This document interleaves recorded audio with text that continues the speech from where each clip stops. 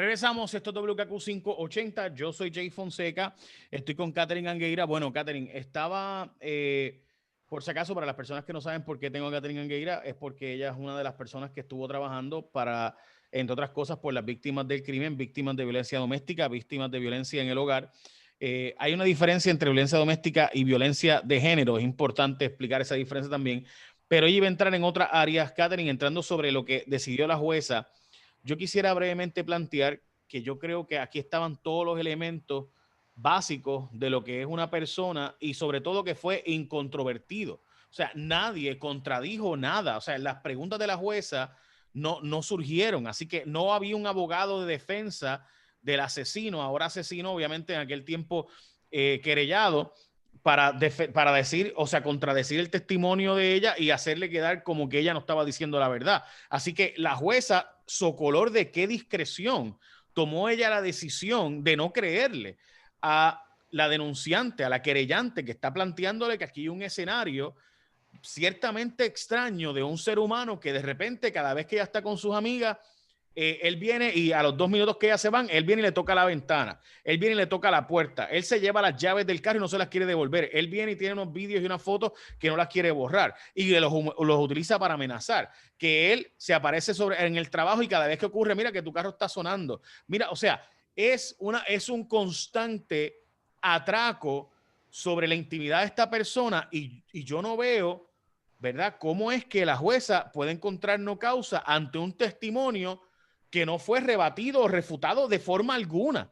Y que obviamente uno le escucha y es bastante coherente. Ayer la compañera Anabel Torres Colbert decía que ella pensaba que como único una jueza puede haber resuelto esto así, es que tenía en mute todo y que no escuchó nada y que ya había predeterminado que iba a encontrar no causa.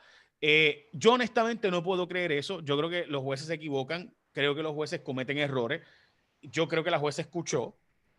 Me parece que la conversación esta mañana entre Carlos Díaz Olivo y Luis Pavón Roca, que planteaba uno que aquí la rama judicial fue la más que pecó y por tanto decir que la policía y fiscalía falló, pues no es justo porque si el 90% de la culpa es la rama judicial, distribuir la culpa en pedazos iguales entre las demás ramas y el Ejecutivo no tiene sentido. Pero por otro lado, Catherine, ¿no te parece a ti? O sea, estamos hablando de una jueza especializada en este tema, que en ese momento estaba en otra sala, porque es la sala de turno, pero ciertamente es una jueza que esta es su especialidad. Y de repente encuentran o causa con esta narración de una persona que tiene todos los elementos de que me estás persiguiendo, todos los elementos de que me están acechando, todos los elementos de que en el trabajo no tengo un ambiente de trabajo donde yo pueda desarrollarme como ser humano de bien, porque tengo que estar pendiente de este sujeto. Todos esos elementos, Catherine, ¿cómo una jueza puede determinar no causa sin siquiera refutar la evidencia, refutar la conversación, hacerle preguntas?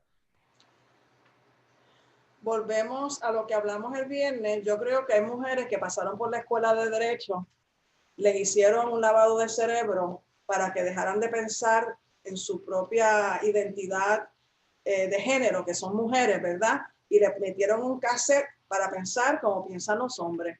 Y entonces hacen un graso error en cómo ejercen el derecho. Dicho eso, vamos aquí, tú has planteado varios asuntos. Número uno, que yo no tengo clara si esa juez, ella, la que denegó la causa para proceder criminalmente, es de la Sala Especializada de Violencia Doméstica de Cagua o no. Se me dice a mí, se me informa que la juez que tuvo que manejar la petición de orden de protección se alega que ella sí pertenece a la Sala Especializada. Y esto es importante a lo que quiero entrar, porque aquí mucho se ha dicho por los jueces del Tribunal Supremo justificando el rechazo, la mordaza que han impuesto a la prensa y a la madre de esta persona dictatorialmente, alegando que esto es una sala especializada. Hasta donde la información que yo tengo, este procedimiento no ocurrió, la parte criminal, no ocurrió en la sala especializada. Así que toda esa discusión que ellos tienen parece ser que están fuera de contexto para tratar de aplicarle unas reglas que ellos están tratando de imponer a una sala que no era de violencia doméstica, hasta la información que yo tengo. De paso, le he solicitado al director de prensa de OAT varias ocasiones ya que me envíe el protocolo de las salas especializadas de violencia doméstica hay un reglamento, yo lo estoy pidiendo, yo quiero evaluar ese reglamento a ver si se distancia o no de lo que es el concepto de la ley 54, empezando por ahí, y si se distancia o no a lo que eran las reglas de procesamiento criminal antes que fueran enmendadas. A lo que voy. Te voy a dar un ángulo novedoso que nadie ha discutido. La regla 131. Nadie ha hablado de la regla 131. Es la que dispone qué va a pasar en las salas especializadas cuando hay casos de violencia doméstica. Y esto es una ley que fue aprobada en el 2011 bajo Jennifer González, cuando eso era Jennifer presidenta, ¿verdad? De la Cámara de Representantes. Incluso yo recuerdo haber escrito una columna en contra de todas estas mordazas. Y en ese concepto, aquí lo que se dice es que en la regla 131, a los fines de establecer que los tribunales puedan excluir al público de la sala durante el tiempo que declaren víctimas de la ley 54, según enmendada. Y esto es ya cuando está ocurriendo un juicio, ¿verdad? Y la pregunta es que para poder cerrar la sala para que no entre personas, porque lo que están es enmendando una disposición que ya existía para los casos de violencia sexual, incesto, ese otro tipo de cosas que tiene que ver con las agresiones sexuales. Y dice, previo a la orden de exclusión, el tribunal celebrará una vista en privado para determinar si la persona perjudicada necesita de esta protección durante su testimonio. Por donde empecé diciéndote, yo no escuché en esa grabación en ningún sitio, ni que la víctima haya solicitado que sea en ausencia de público y que en el futuro nadie pudiera escucharla, ni mucho menos escuchar a la juez advertir que ya que estamos en ausencia de una regla particular para esta etapa de los procedimientos, porque esto tiene que ver para el procedimiento ya en su juicio, pues entonces lo más cercano que a mí se me ha explicado, y estuve conversando con distintos abogados sobre esto, es que esto podría usarse como un marco de referencia. Dicho eso, vamos otra vez más a la disposición que ha emitido el Tribunal Supremo de Puerto Rico. Vuelven e insiste que son en salas especializadas de violencia doméstica. Nadie hace la distinción sobre que hay dos juezas distintas en dos trámites diferentes con dos propósitos diferentes, ¿verdad? El trámite... Dame un segundo porque a lo mejor yo estoy equivocado, pero yo tengo entendido que en el rol que esta jueza estaba esa noche, no era en sala especializada porque ella estaba de turno, de juez de turno de la municipal. O sea que no estaba como juez de sala especializada. Sin embargo, que ella sí, junto con la otra jueza de la orden de protección original, sí son las juezas que estaban designadas para esas salas especializadas, aunque en este momento esta vista de regla 6 no fuera en la sala especializada. Por eso, así que vamos a establecer la frontera. Si fuera cierto que ella pertenece a ese grupo de juezas especialistas que trabajan en la sala especializada, hay un caso de eficiencia por parte de lo que ha establecido estas salas especializadas. Yo llamé los otros días para ayudar a una mujer. Eso trabaja creo que de 8:30 a 9 de la mañana, 4:30 o 5 de la tarde. O sea, estamos hablando que la propia juez presidenta y la administración de tribunales no reconocen que el horario donde están funcionando esas salas especializadas no es el horario que debe ser. O sea, la violencia ocurre después de horas laborables, independientemente de que estemos en una pandemia donde está todo el mundo en las casas ahora y hay mayor participación en los hogares de parte de estas parejas. Pero la violencia estadísticamente ocurre después de horas laborables, los fines de semana y días de fiesta. Y en esos días y en esas épocas, la sala especializada no está abierta. Así que, para empezar, hay un problema administrativo que lo que retrata es la falta de conocimiento de cómo ocurren los casos de violencia doméstica. Así que esas salas especializadas son deficientes empezando desde cero, ¿verdad? Segundo, si entonces se legisla para tratar de buscar la forma que las mujeres se sientan cómodas declarando, eso es infantilizar a las mujeres, ¿entiendes? Yo estoy bien cansada que después de 43 años de yo estar en esta lucha, casi medio siglo después, la visión patriarcal sigue siendo una visión machista infantilizar a las mujeres. Ay, bendito, tenemos que protegerla, que no hable, porque ellas no se están dando cuenta que lo que están es encerrándola nuevamente en el cerco de silencio, y lo que era el propósito de tipificar los delitos de violencia doméstica, que era sacarlos del confín ese de encerramiento de la esfera privada a la esfera pública, que eso es el propósito de tipificar un delito, se ha acabado, ¿entiendes? Después de casi medio siglo, Jay, de este activismo que empezó por violencia sexual, ¿por qué razón? Cuando se abre el Centro de Ayuda a Víctimas de Violación en 77, en ese espacio de trabajo donde yo fui de las fundadoras, llegaban casos de agresión sexual conyugal, que en ese momento no es hasta el 89 que se tipifica que un marido no puede violar a su esposa, porque antes se permitía, porque la ley decía que no fuera con una mujer no propia, ¿verdad? El concepto de propiedad duró hasta el 89. Llegaban mujeres que eran... Perdóname, Catherine, perdóname, pero no se estaba tipificado como delito la violación contra el cónyuge como violación general.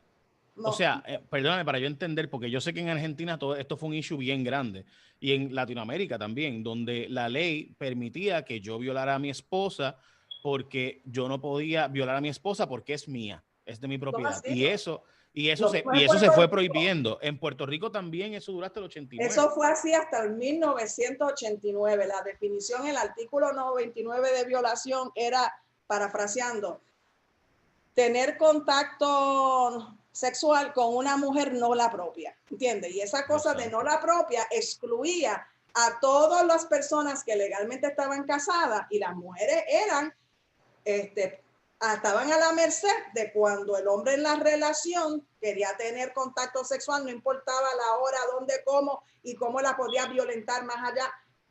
No se podía acusar. Eso pasó así hasta el 1989. Por eso te digo, la trascendencia de ese primer proyecto... Perdóname, pero yo entender, porque es que de verdad que es que me cuesta creer esto, y no lo dudo porque eres tú quien me lo está diciendo. Pero el Código Penal de 74, el artículo 99, sí, que define la violación y dice contacto sexual con una mujer. Mire, yo fui a la escuela de Derecho y estudié esta vaina y pasé la revalida y no sabía que hasta... Yo siempre pensé que en Puerto Rico se había prohibido mucho antes. No, porque sé que esto fue una controversia, y de hecho en Derecho Comparado lo estudiamos cuando estudiábamos de otros países de Latinoamérica, y se criticó muy duro. Nosotros criticábamos cuando otros países, porque planteamos nosotros, bueno, montones de nuestros padres están casados pero viven en la misma casa separados, y uno duerme en un cuarto y otro en otro porque están juntos por razones económicas, sociales, psicológicas, la que sea, pero no tienen una relación íntima ya hace mucho tiempo.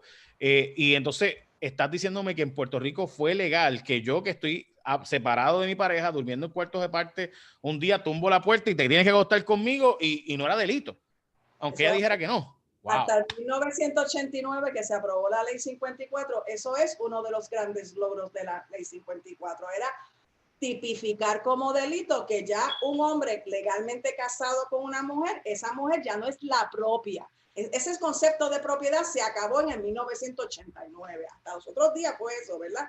Así que lo que te quiero retomar es que en el Centro de Ayuda a Víctimas de Violación nos llegaban casos de violencia doméstica, de violencia sexual entre el matrimonio, nos llevaban casos de incesto, de abuso sexual de menores, nos llevaban casos de hostigamiento sexual en el trabajo, y desde ese espacio es que se empieza a bifurcar por el servicio separado, ¿verdad? Porque la gente no entiende que tiene que ver la ley de violencia doméstica con el Centro de Ayuda a Víctimas de Violación. Del Centro de Ayuda a Víctimas de Violación nació la Casa Julia. Una de las compañeras que era consejera, Eneida Vázquez, pasó a ser directora de cuando se fundó la Casa Julia, ¿entiendes? Son proyectos que nacen de ahí. Catherine, para que me dejen la cara, artículo 99, lepra, 33 lepra, 4061, derogado. Se impondrá pena de reclusión, según se dispone más adelante, a toda persona que tuviera acceso carnal con una mujer que no fuera la propia.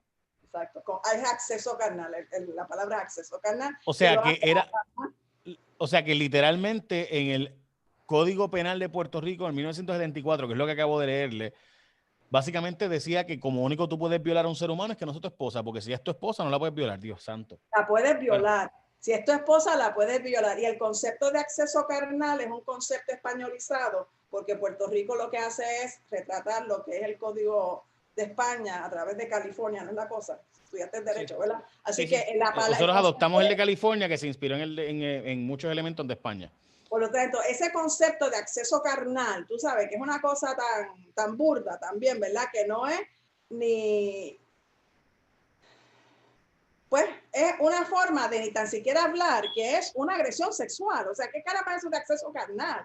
La carne no cubre el cuerpo completo. O sea, es hablar de qué es lo que configura la penetración pene-vagina, que la gente no se atreve a decirlo públicamente, pero como parte de la educación a la comunidad que tenemos que tener es empezar a hablar de las partes del cuerpo con el nombre apropiado para que todo el mundo pierda la vergüenza de hablar de esto. Ahora, volvemos entonces.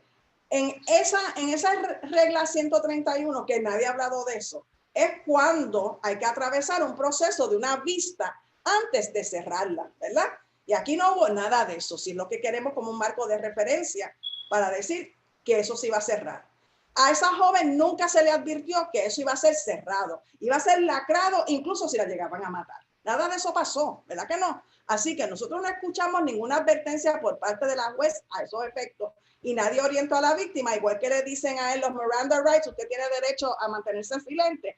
A la víctima se le debió haber dicho, usted tiene derecho a no hablar, o si quiere hablar sabrá que si la matan en un futuro, esto no se puede usar para investigar nada. O sea, esas son cosas que van a tener que subir a discutirse. Ahora yo quiero hablarle de otra cosa. A mí me parece inverosímil la deshonestidad intelectual de los jueces de la mayoría del Partido No Progresista, con excepción de Luis Estrella, que se fue con la opinión minoritaria, ¿verdad?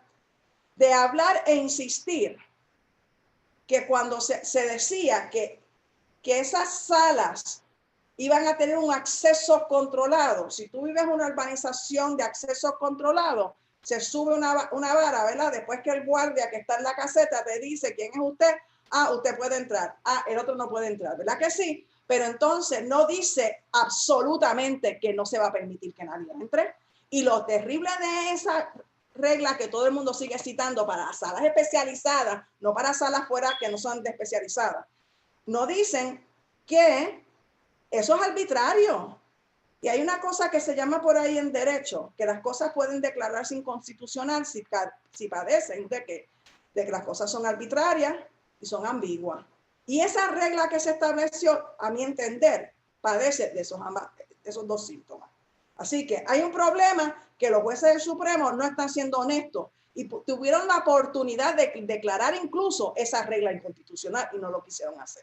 Vamos a explicar esto porque, Catherine, creo que si no eres abogado no lo entiendes. En las salas especializadas, típicamente, o las salas de lo municipal, como en este caso fue, son salas pequeñas donde no cabe el público. Eso no significa que no sean públicas. Es decir, lo que ocurre, por ejemplo, lo que ocurre en Fortaleza es público. No significa que yo tengo derecho a ir allí a quedarme en la casa del gobernador. ¿Se entiende eso, no? O sea, el hecho de que haya un acceso limitado no significa que lo que ocurre no es público. Y lo que tú estás planteando es eso. O sea, básicamente lo que ocurre allí es público. Simplemente que no se dé, el público no tiene espacio donde entrar. O si yo solicito entrar, me dicen a mí sí, a mí no. ¿Qué es tu planteamiento? Pero, si me remonto a la ley de la Junta de Libertad o Palabra, que fue la que yo litigué en su contra, la disposición que le da participación a las víctimas, lee algo así como la vista podrá ser confidencial, pero es pública, ¿verdad? Podrá ser confidencial. Y entonces tiene unos criterios, de los cuales uno de los que tú señalas es que si hay espacio suficiente, ¿verdad? Hay unos criterios. Entonces, ¿qué pasaba? Cuando yo litigaba contra la Junta, en un espacio que era del grande, de una sala de investigación como las salas en el Tribunal de San Juan, las salas de investigación que son bastante amplias, originalmente eran así de grandes. Cada vez que yo seguía litigando y prevaleciendo, cada vez cortaban ese espacio en cubículos y la seguían haciendo más chiquita y más chiquita, al punto que al punto de una vista que en el público habían limitadas sillas, había una mesa al frente que casi no cabíamos nada y me sentaron al violador justo al lado mío en la silla al lado, ¿entiendes?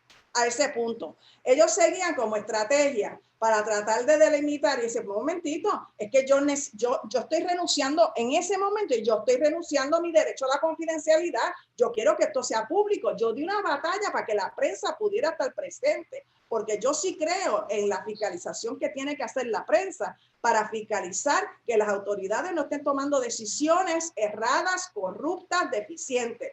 ¿Y qué es lo que pasaba? Se iban a escarcelar personas altamente peligrosas. Y la prensa, si no es porque yo litigo el caso que yo litigué, y yo di una pelea campal para que esas vistas fueran públicas y para que la prensa estuviera dentro de esas vistas, porque yo necesitaba como ciudadana y víctima que la prensa evaluara y que ellos se sintieran fiscalizados a ver cómo es que ellos iban a tomar una decisión cuando hay un montón de información que lo que denota es que estas personas no están rehabilitadas, siguen siendo peligrosas. Y eso le costó, a mí me costó 3 demandas eso. Jay, a mí me demandaron 2 hermanos, que son 2 hermanos y uno es un primo. Los 2 hermanos me demandaron y mandaron el emplazamiento a la emisora de radio que tú y yo estábamos antes. Me emplazaron yo estando en la emisora de radio. Y el tercero me demandó a mí y demandó al periódico El Nuevo Día. ¿Por qué razón? Porque el Tribunal Supremo me puso unas condiciones para yo poder hablar públicamente de las informaciones que a mí se me habían dado, que incluían los expedientes médicos, psicológicos y psiquiátricos de esos confinados. ¿Y qué yo hice? Yo tengo una vista pública, el reportero del Nuevo Día, que en ese momento era Gerardo Cordero, que siempre entendía la necesidad de fiscalizar la Junta de Libertad o Palabra, y yo declaro públicamente, en eso una vista pública, las condiciones de enfermedades de transmisión sexual que tenía ese violador, que a mí me dan acceso a esa información producto del litigio, y además que previo a ese litigio que yo llevo, ya yo había logrado que la legislatura aprobara una ley donde las víctimas teníamos derecho a tener acceso a los resultados de las pruebas de HIV de los victimarios que son violadores. ¿Por qué? Porque la violación puede conllevar no solamente que la mujer salga embarazada en contra de su voluntad, sino que se contagie con una enfermedad de transmisión sexual. Y en ese momento no era el COVID, el scare, en ese momento era el HIV, que también es una enfermedad que en ese momento era letal. Así que, dicho eso, yo me siento y declaro, como parte de mi opinión, que esa persona sigue constituyendo un alto nivel de peligrosidad y dejo saber cuáles son los resultados positivos que tenía a esas 2. ¿Qué pasa? La prensa lo publica y como ya es una información pública, pues ya yo puedo hablar de eso porque ya la prensa lo publicó en un trámite legal. Pero ese individuo me demandó a mí junto al periódico El Nuevo Día, y él también el epígrafe incluía como la Asociación de Periodistas, porque no sabía esas organizaciones, esos gremios. Pero quien acabó teniendo que litigar el asunto es, después de todo, el periódico El Nuevo Día dedicó los recursos para lograr sostener. Y yo les quiero enseñar, o sea, esta cosa del acceso a la información y que la prensa pueda cubrir, porque eso viene a ser las garantías que tenemos la ciudadanía para que las personas que están en el gobierno no abusen de nuestros derechos. Mira, aquí yo tengo, y la quiero mostrar, o sea, no esto es invento mío, ¿entiendes? Esta es la sentencia dictada por el Tribunal Apelativo el 30 de abril del 2010, ¿entiendes? Esto es un documento oficial que el Tribunal Apelativo emitió respaldando a la prensa, que en esencia es la doctrina de Fair Report, que es si la prensa está en una vista pública y recoge información que es pública porque se está revelando en una vista pública, lo puede publicar, independientemente que yo soy una víctima, que yo estoy ahí por razón de un procedimiento ante la Junta de Libertad, que yo tengo derecho a opinar y de manera informada, a lo que quiero ir ahora. Sí, yo tengo derecho a emitir una opinión informada. Litigué para tener acceso a información, porque si no tenía información de esos confinados, yo no sabía si ellos estaban rehabilitados o no, ¿verdad? Sí, ¿de qué es que yo iba a hablar ante la Junta si yo no tenía información de si ellos estaban rehabilitados o no? Para emitir mi opinión informada. ¿Y qué importancia tiene esto ahora? A nadie se le ha ocurrido lo que te voy a decir ahora. La familia de Andrea Ruiz Costas se le está violando su derecho constitucional, the right to redress, ¿verdad? Eso está en la enmienda 1 de la Constitución de los Estados Unidos, que está acompañando, ¿verdad?, la libertad de expresión y el derecho, ¿verdad? Dice, the freedom of speech or the press or the right of the people peaceably to assemble and to petition the government for a redress of grievances. En español es ¿qué? Derecho a requerir, a resarcir agravios y daños, ¿verdad?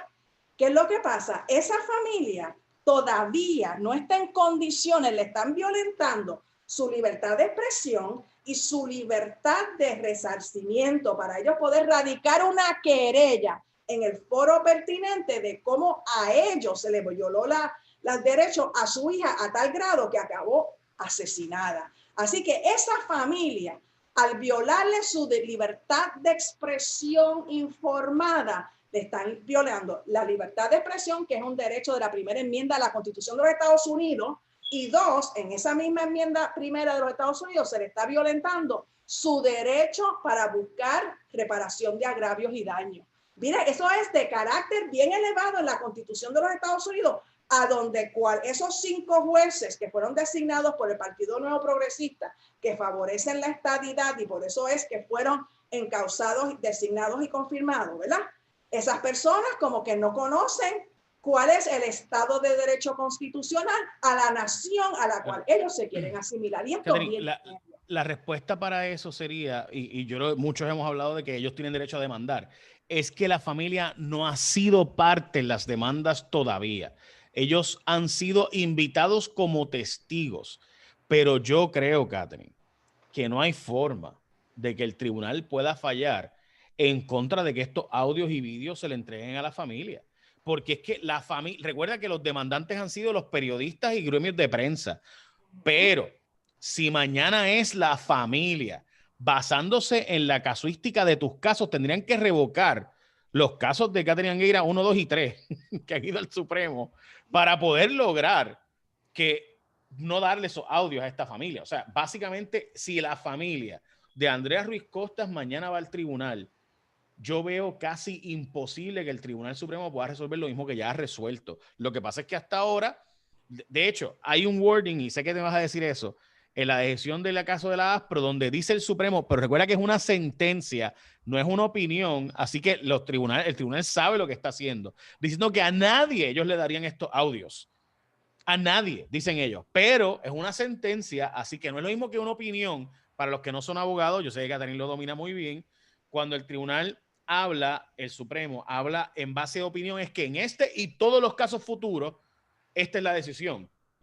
Pero aquí es una sentencia sin opinión, planteando, diciendo, esta es nuestra decisión en este caso. Así que bien pudiera mañana la familia de Andrea llevar el pleito y que el resultado sea diferente, porque sin duda ellos tienen derecho a demandar a el mall, tienen derecho a demandar al patrono, tienen derecho a demandar a la empresa de seguridad, tienen derecho a demandar a la familia del asesino o los bienes pasados, presentes y futuros de este sujeto que él pueda dar en tienen heredad. derecho a demandar a la rama judicial. A la rama judicial, que era lo próximo que te iba a decir. Personal que tomó la decisión. Que yo me iría, yo creo que a niveles va a ser bien difícil por la inmunidad de los jueces, pero ciertamente si hubo un abuso de discreción en un tribunal federal, sabrá Dios que se resuelva. Pero, así que, pero vamos a aguantarnos ahí, en eso que tú estás diciendo. Hay otro foro también que se llama la Asamblea Legislativa. No, pero Catherine, perdóname.